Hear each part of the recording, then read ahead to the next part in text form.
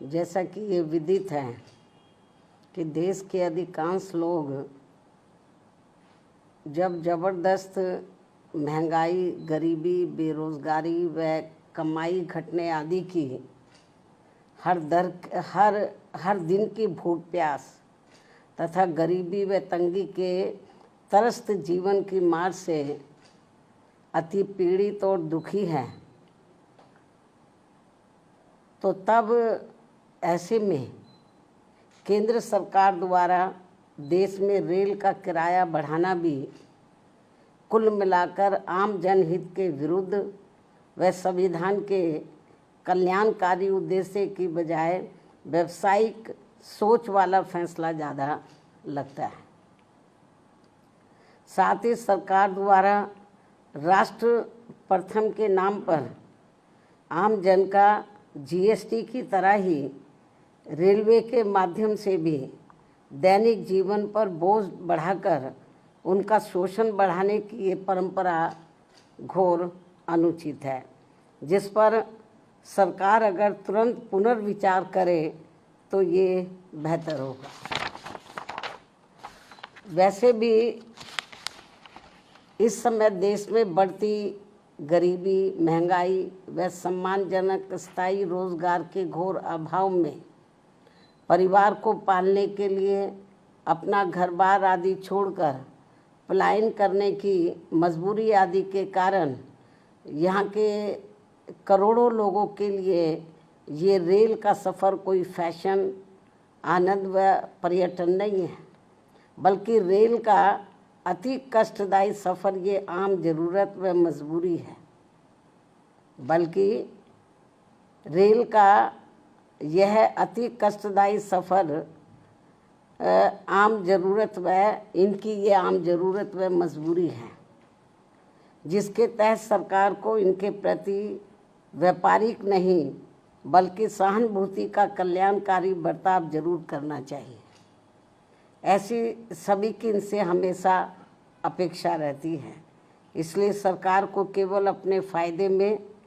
व उससे मुट्ठी भर अमीर व संपन्न लोगों की चिंता करते रहने की बजाय देश के उन करोड़ों लोगों की समुचित चिंता करनी चाहिए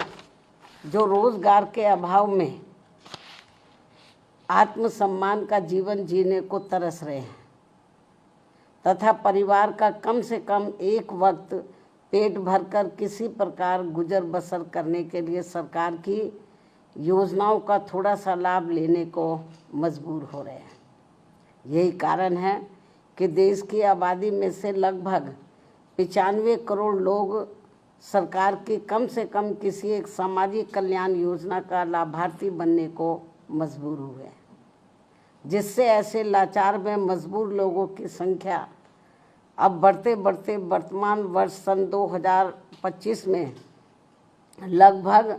64.3% तक पहुंच गई है, जबकि सन 2016 में ये संख्या करीब 22% ही थी। किंतु अंतर्राष्ट्रीय श्रम संगठन के इन आंकड़ों को भी सरकार अपनी उपलब्धि बता रही है। क्या ये उचित व शोभनीय है? जबकि सभी को ये मालूम है कि सरकारी योजनाओं का थोड़ा सा लाभ लेने के लिए ज़रूरतमंद लोगों को कितनी भागदौड़ व परेशानी झेलनी पड़ती है। इसके अलावा प्रदूषण नियंत्रण के नाम पर भी देश में आए दिन खासकर इन करोड़ों गरीब मेहनत का सर्व मध्यम वर्गीय शहरी जनता को जो इन्हें अत्यधिक शोषण व परेशानी का सामना करना पड़ रहा है, तो उस पर भी केंद्र व खासकर दिल्ली सरकार को भी उचित ध्यान देना बहुत ज़रूरी हो गया है। वास्तव में लगभग 100 करोड़ से अधिक गरीब लोगों के भारत देश में वाहन प्रदूषण रोकने के लिए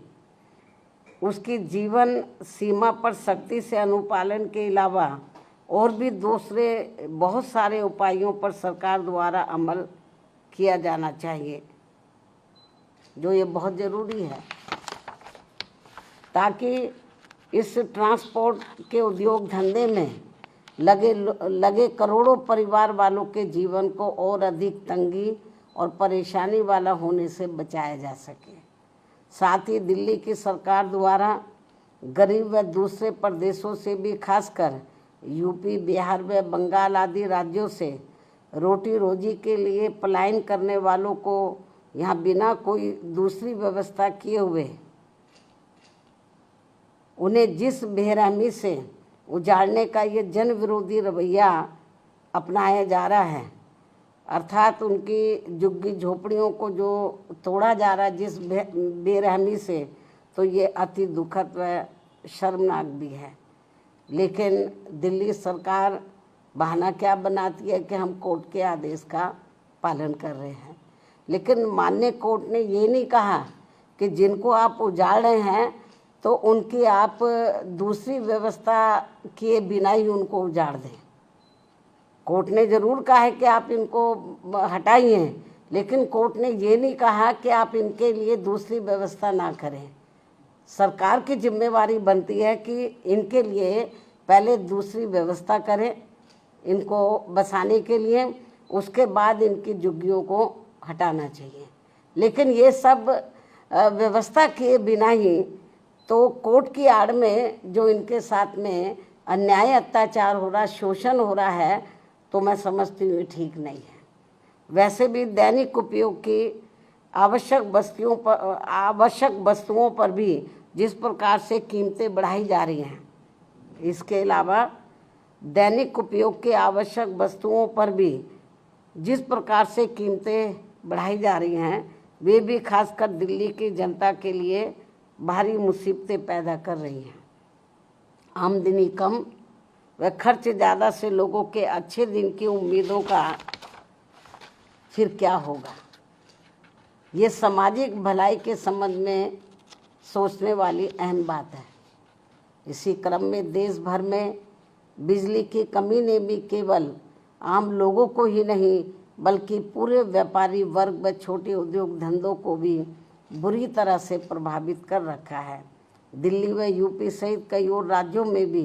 बिजली के निजीकरण का उचित लाभ किसी भी ज़रूरतमंदों को संतुष्ट नहीं कर पाना भी सरकार की नीति में ये खोट व कमियों को जग जाहिर करता है, दर्शाता है। सरकार इस समस्या का भी संतोषजनक समाधान जितना जल्दी निकाल ले तो वह उतना देश हित में बेहतर होगा। अब मैं अंत में अपनी बात यहीं समाप्त करती हूँ। धन्यवाद। जय भीम व जय भारत।